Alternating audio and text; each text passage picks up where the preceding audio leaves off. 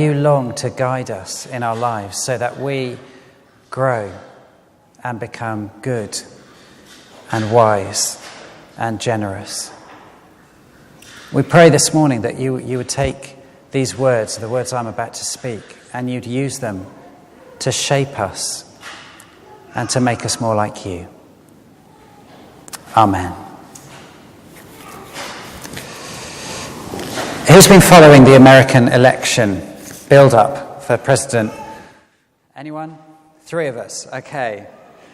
It's been one of the fascinating things for me in all of that has been that one of the core issues is character, isn't it? It's who are these people? Can we trust them? Do they tell the truth? And I saw some terrible statistic that in that 90-minute debate there were 37 provable lies spoken. Did anyone see that? I thought, oh my goodness, I wonder what my sermons are like. You think, well, do they know they're lying? Or have they just got used to lying over the years? And I think about how we're bringing our children up and kind of trying to teach them to tell the truth. And actually, what happened in like their childhood. And, it would be fascinating, wouldn't it, to go back to Donald Trump's dinner table when he was age 6 and see what was going on there. But the truth is that our character comes out over time, whether we like it or not. And it either counts for us or it costs us in a big, big way. And we're looking, this series we're doing, Stuff and the Bible, we're looking at the way in which our characters are formed by our attitude to money and possessions. And we're looking at where these desires come from and how we can change ourselves, how we can train ourselves not to be twisted and distorted by a desire for money and possessions. Now, I look at the news this week, and Sam Allardyce, the England manager, has had to step down. Here's a man who's being paid £3 million a year, and it seems, and I say it seems because you never know for sure what's going on, but it seems as if he was, doing something borderline or dishonest in some way to gain another £400,000 in a year.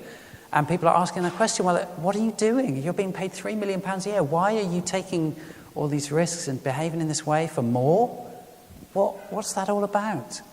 So these are things that are real, and it's not just them. It's not just the people we see in the news. It's us, isn't it? It's our characters that are being shaped. And so in this series, we've been learning about how we hold things lightly. Do you remember the egg? How if you want to hold an egg without making a mess, just you hold it lightly. And it's the same with our money and possessions. If we grab onto them, we end up getting ourselves in a mess. And so we remember that actually it all comes from God. It's a gift to be held lightly. And then we heard about how it's part of our witness to the world. Do you remember the salt? This isn't like a breakfast menu, eggs, salt. But anyway, we had salt as a second kind of image from the second week, where actually our role in society is to model to this, I think, our very broken, materialist, consumerist society, to model an attitude towards money and possessions that is healthy for our souls. And then last week we had that table, do you remember, with a tablecloth over it, representing God's hidden provision, that if only we knew what he had in store for us, we wouldn't need to worry. That we can trust that actually there is God the grown-up who will provide for our needs, just as children don't wake up in the morning going, oh, what am I going to have for lunch today? Or, am I going to have anything to wear? They trust that their loving parents will provide it. And so we were learning last week, that's how our attitude should be, to trust God. And today we're going to be looking very directly at our own attitude to accumulating money and possessions for ourselves. And I want to... Hello. I want to think, what would it be? What would it look like for us to have a character that is free from anxiety about money and possessions? As some people in this room, I think, have. But I'll put my hand up and say, I don't. What would it take for us to live like that? And I think, if we're honest, this is perhaps the most important area in all of this for us, because we live in a society that is so wealthy, we can't stand outside it. We can only try and undermine or strip away what growing up in a very wealthy society has done for us. Jesus told a story, I expect will know it, about a sower who was sowing seeds. And the seeds represented the word of God, what God wants to take root in our lives. And many of those seeds, Jesus taught, never grew because they were choked by weeds. And his disciples said to him, so tell us, what does that mean? And Jesus said, the weeds are the cares, that is the anxieties, riches, and pleasures of life. In other words, Jesus was saying, riches can be very corrosive, can be dangerous, can be toxic to our spiritual life. If we don't know how to handle them, they can be very dangerous for us. Do you remember Simon Gilbo, who's the missionary from Rwanda, who came, Burundi, not Rwanda, was here a few weeks ago, and he said, it was the week, if you remember, where there had been a murder and a machete attack in Marlow. Now, that doesn't happen every week, does it? But I think he felt quite at home when he got here. And he found that, and I said to him, well, what's it like coming to Marlow? And he said, this place is so dangerous for you guys. He said, spiritually, I walk around Marlow and I see bombs going off. Boom, materialism. Boom, greed. Kapow, materialism. And he was like, I can't wait to get back to Burundi. And that made me stop and think, wow, it's dangerous stuff because wealth is so beguiling. And we heard in the reading Linda read, Jesus said, take care, be on your guard, this is verse 15, be on your guard against all kinds of greed, for one's life does not consist in the abundance of possessions. A famous saying of Jesus, your life does not consist in the abundance of your possessions. You are not what you own. The old saying, whoever has the most toys when they die wins, is a lousy way to run your life. You are not your possessions. Your life does not consist of them. Do any of you know John, the Romanian big issue seller? I keep thinking of him when I hear about you going to Romania. Anyway, he sells a big issue on the high street. And in the big issue, a couple of months ago, there was an interview with David Hay, the boxer, who was heavyweight champion of the world. I believe he's trying to attempt again at the age of, 30, in his late 30s now, to become a heavyweight champion of the world. I'm sure his mum's going, don't do it. But anyway, he was being interviewed. And one of the questions they ask is, what would you tell your younger self? What would you tell your younger self? Here was his answer, very revealing. I would tell my younger self, money doesn't make you happy. The novelty wears off real quick. I remember when I got my first car, a Range Rover. I really wanted it. Then I wanted a sports car, so I got a Mercedes. Then I just started buying cars, not because I wanted them, but because I liked those first 2 weeks when I was really happy with my new car. Can any of you relate to that feeling? I've been through that process, buying new stuff to show off, the £50,000 watch. Now I genuinely couldn't care less. People might be envious seeing the material stuff that I have, but it doesn't mean anything. I'd rather have a good friend than a new Lamborghini. Aren't those amazing words? I'd rather have a new friend than a new Lamborghini. I think that is a parallel, a parable for our day, and a parallel to the story that Linda read to us, because Jesus told us a story about someone else who had all the material things he could ever want. If you look in verse 16, then he told them a parable. The land of a rich man produced abundantly. Now, I think that's interesting. He doesn't say the rich man worked very hard and gained an abundant amount of possessions. He said the land produced. In other words, this guy has inherited some land, which is almost certainly how it would have worked. And because of the land, and maybe because of a great year, maybe the climate was especially good, maybe the seed was especially fruitful, for some reason that is not just down to his hard work, he ends up with way more than he needs. And so right at the beginning, I believe Jesus is subverting this, well, I've worked for it, it's mine, I've earned it. He said, well, this guy was born into a family that gave him some land, and the land produced abundantly. It's all a gift. These are eggs. God owns all the donuts, if you remember that story. If you don't, you won't have understood the last 10 seconds.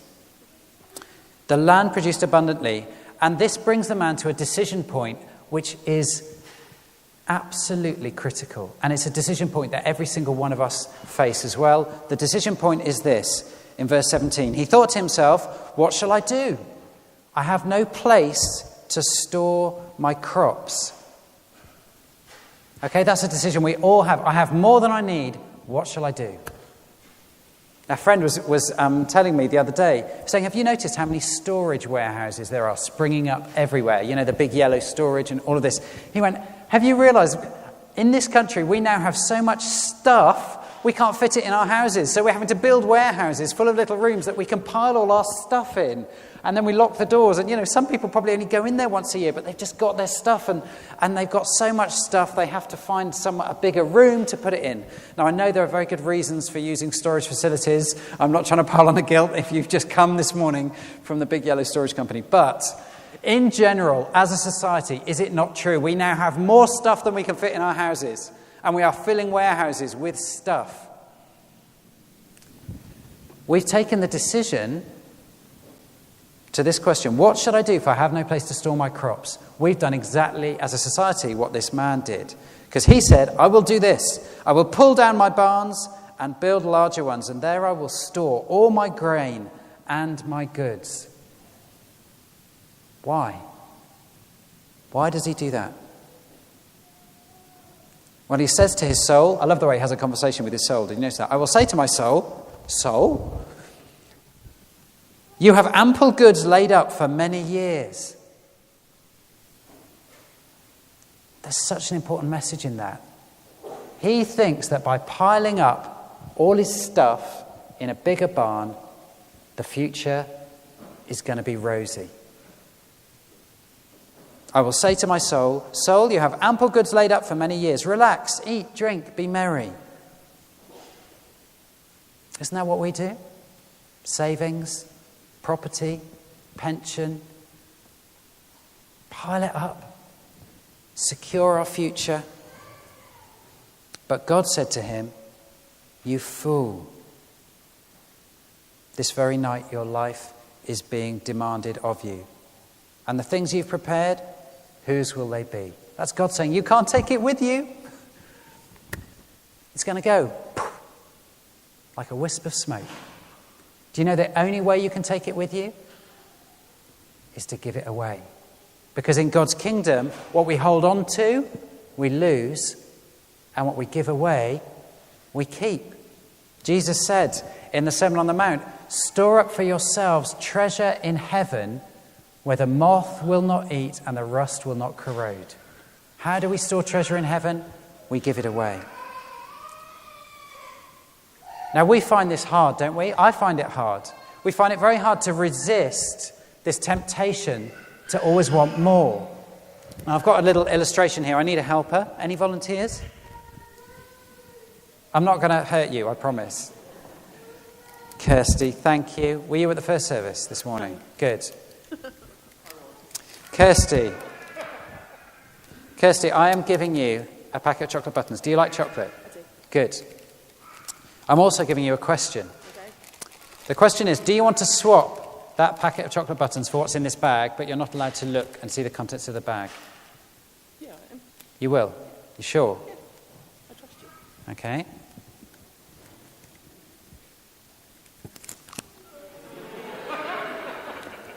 The swap is done. The chocolate is yours. Congratulations for being the bravest person in church this morning. You can go and sit down and with your reward. Now, hands up if you think Kirsty made the right choice. Yeah. I know you're lying if you haven't got your hand up, because we all think, yeah, of course, why not? Here's the point. Why do we always think more is better, even when it's bad for us? Don't we? We live in this upgrade society where we've just been trained to assume more is better. You know, I have all these wonderful people who I've never met who write to me every week offering me more stuff. Have a bigger TV. Have another credit card. You know, buy a better car. I mean, they're incredibly generous people. They've obviously looked at my life and thought, Dave would be much happier with all this stuff. So they write to me frequently. And I'm constantly opening their letters and going, oh, that would be nice. A better phone. Better clothes. A better holiday. We are trained to think more is better. We've been conditioned to say yes to an upgrade of any kind, even a bar of chocolate. There's a book on the reading list on these flyers that accompany this series, written by an abbot, a monk, who leads a monastery. He was on the one on TV, The Sanctuary, if you saw that, Abbot Christopher Jameson. And I think the monks have an awful lot to teach us in this area, because they are not allowed private property. You become a monk, and anything you bring with you belongs to all the brothers. Same in a convent, any religious community. And his interesting observation is this. For hundreds and hundreds of years, markets sold the same thing. Bread, carrots. You went to market, and because you wanted your food, and you bought your bread and your carrots. And then about 30 or 40 years ago, something very interesting started happening, which is the bread from last year isn't good enough anymore. Now you've got to have, special bread with seeds on the top and sun-dried tomatoes that's striped like a zebra or something. And you pay more for it. Why? Because it's nice to have better bread. And you don't just have carrots now. You have like purple carrots or heritage carrots. What does that mean? Are they out of date or something? I don't get it. Anyway, and so the carrots are like getting better and better and better.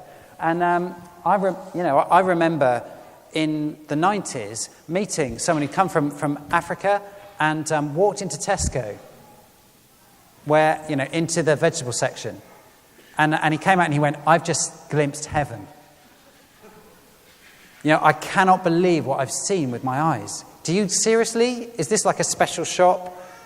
And we're like, no, they're everywhere. But we have become conditioned to thinking, we have all of this more and more and more. So here's what we have to do. We learn to say, enough. And I can remember when I got my first paycheck, and I was like, I've never had this much money in my life. And suddenly I could go out and do things. And after a few months, I thought, well, what am I going to do? I've got first time in my life, I've got money that I don't actually need. And after years of being a student, and maybe we've all had that moment. And actually, somewhere along the line, we answer this question.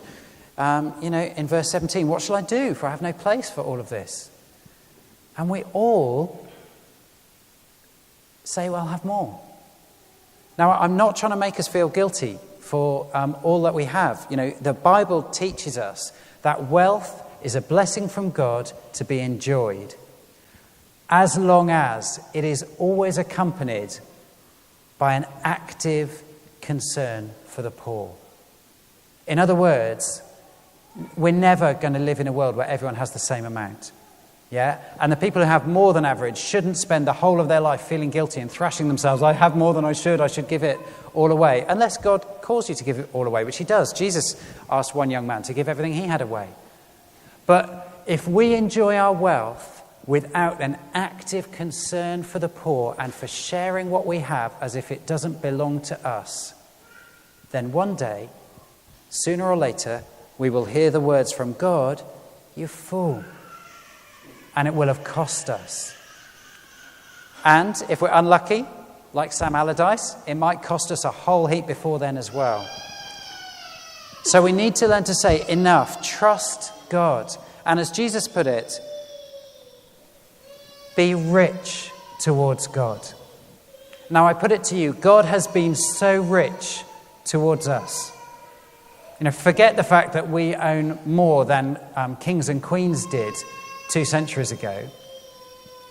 Just think about how God himself, who has everything and needs no one and needs nothing, has given his son, Jesus, to us and offered us everything, the most precious thing he has, his own son, to die, to bring us to him and to offer us the fullness of life and eternity and forgiveness and peace from anxiety and a grown-up to hold our hand and a good shepherd to guide us and provide for us and keep us safe and warn us of danger and help us through our lives so we don't need to live alone and in isolation, but we can know God, our maker, and all the freedom that comes from that. I mean, God has been good to us, hasn't he? He has been so rich towards us. Why do I sometimes live my life in such a mean and small way and refuse to give and live freely? God's only asking us to do what he has already done 1 billion times more for us. Be rich towards God. Jesus said, you can't take it with you. All these things you've stored up for yourself, whose will they be? So it is with those who store up treasures for themselves, but are not rich towards God. So I think we really have come to the nub of this whole series. The question is, will we keep it or will we give it away? And only you know what that looks like in your life. Only I know what it means for me when no one else is looking, when it's all stripped away, when it's me and God. Am I being generous with what I've got? That's the question that matters. And I encourage you, if you want to know freedom from the materialism and the consumerism that is clamping our society into a place where people build big walls and gates to protect their own wealth, and where our society is becoming more and more polarized, if you want to be free of that, if we as a church are going to be light and salt and show a different way, we've each got to reconcile this question for ourselves. What's it going to be? Am I going to hold on to it and lose it? Or am I going to give it and keep it? Now we are, I think, a hugely generous church. Look behind you, the kitchen and the creche that we're building. People have spontaneously come forward and said, I'd like to give some money to that. I would like to be a part of making that happen. I know of a need in this congregation that people came and offered more than twice what was needed to meet it. And one of the joys of my job is, in secret, seeing how generous you are to one another and to others out there. But this is not just for a few people. This is what we're all called to. And so my encouragement as I finish to you is to think now how rich God has been to you. How much do you want to find other places to give that away? Whether it's to Romania, whether it's to the children we sponsor in India whose lives we're changing for £25 a month, whether it's to this church to enable us to, bless and welcome more and more people, whether it's to something completely different out there, maybe it's your neighbour or a friend. It's so exciting to put a big wad of money in an envelope and write some anonymous note on it and push it through someone's envelope. I tell you, that is living. It's so much better than going out and spending it on yourself. And this is where we're going to finish next week. We're going to look at the joy that God has for us when we embrace the generous life. But let's close our eyes now and take a little moment to reflect on this teaching of Jesus and to answer that question for ourselves. What should I do? For I have no place to store my crops.